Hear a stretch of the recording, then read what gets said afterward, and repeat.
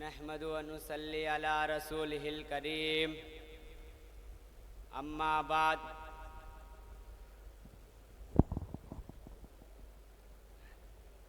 نحمد و نصلی علی رسولہ الکریم اما بعد فقد قال اللہ تعالی فی القرآن المجید اعوذ باللہ من الشیطان الرجیم بسم اللہ الرحمن الرحیم ذالک الکتاب لا ریب فیہ ہدی للمتقین قال نبی صلی اللہ علیہ وسلم خیرکم من تعلم القرآن وعلمہ۔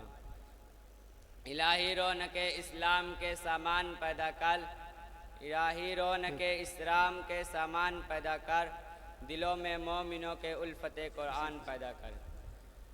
صدر محترم، اسٹیٹ پر رونق افروز اور بزرگان دین اور حاضرین جلسہ، آج کے اس محفل میں اور آج کے اس مبارک انجمن اجلاس میں میرے موضوع سخن دنیا کی سب سے پاکیزہ کتاب قرآن کریم ہے۔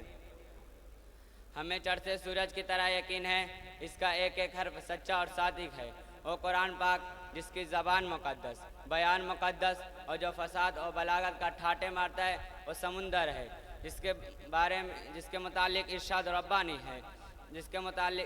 ربانی ہے، قرآن پاک وہ کتاب ہے جو سچائی اور امانت داری کا درس دیتا ہے، جس کے بارے میں محسن انسانیت حضور پاک صلی اللہ علیہ وسلم نے ارشاد فرمایا، تم میں سے سب سے بہتر وہ شخص ہے جو قرآن پاک سیکھے اور سکھائے۔ دعا کیجئے ہم سب کو قرآن پاک کی دولت سے مالا مال عطا فرمائے۔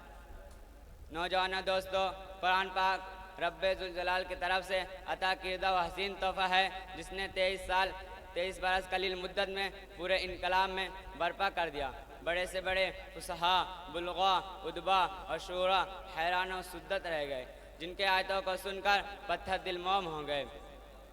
یہ قرآن پاک ہے جو رہتی دنیا تک کے انسانوں کے لیے سراپا ہدایت اور رحمت ہے۔ یہ قرآن پاک ہے جو سچائی اور یہ قرآن پاک ہے جس نے رسول کی رسالت کو اعزاز بخشی۔ یہ قرآن پاک ہے جس نے پس مردہ قلب کو تازگی بخشی۔ ہاں، یہ وہ قرآن پاک ہے جس کی برکت سے جنات اور شیاطین کا آسمانوں پر جانا بند ہوا۔ یہ وہ قرآن پاک ہے جس کی برکت سے عزت و عرفات کے سامیانے گڑ گئے۔ یہ قرآن پاک ہے جس کی بدولت محبوب کی حقیقی رضا نصیب ہوئی۔ یہ قرآن پاک ہے جو سچائی اور امانت داری کا درس دیتا ہے۔ یہ قرآن پاک ہے جس کی بدولت عمر فاروق رضی اللہ عنہ کو ایمان نصیب ہوئی۔ یہ قرآن پاک ہے جس کی نظیر پیش کرنے سے ساری دنیا عاجز و قاصر رہی۔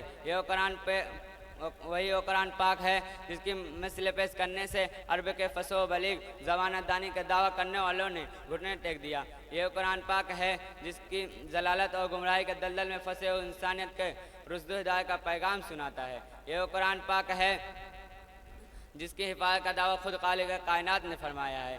یہ قرآن پاک ہے جس کی برکت، یہ قرآن پاک ہے جس کی تلاوت سے دلوں کے واسطے فرحت و بشا کا سامان ہے۔ یہ قرآن پاک ہے یہ قرآن پاک ہے جس نے ذہنی قوتوں کو ضلع بخشا۔ یہ قرآن پاک ہے جس کی برکت سے تجھے چمن میں بہار پیدا ہوئی۔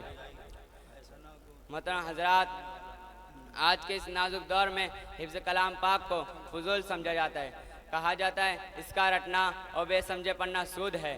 افسوس سد افسوس، قرآن پاک کے بارے میں ہمارا یہ خیال ہے کہ جس کے بارے میں شہنشاہ بطحا جناب محمد صلی اللہ علیہ وسلم نے ارشاد فرمایا، قیامت کے دن حافظ و قرآن سے کہا جائے گا قرآن پاک پڑھتا جا اور جنت کے درجوں پر چڑھتا جا، ٹھہر ٹھہر کے پڑھ جیسے کہ تو دنیا میں ٹھہر ٹھہر کے پڑھتا تھا، بس تیرا مقام اور ٹھکانہ وہیں رہے گا جہاں آخری آیت پر پہنچے۔ یاد کریے، قرآن پاک رب کائنات کا مقدس اور پاکیزہ کلام ہے، یہ کیوں نہ ہو اس کے اتارنے والا امین، جس کے ذریعے اتارا گیا او امین، جس ذات پر نازل ہوا او امین، جس مقام پر نازل ہوا او امین، جس مہینوں میں نازل ہوا تمام مہینوں سے افضل، جس رات میں نازل ہوا تمام مہینوں سے بہتر۔ صدر محترم،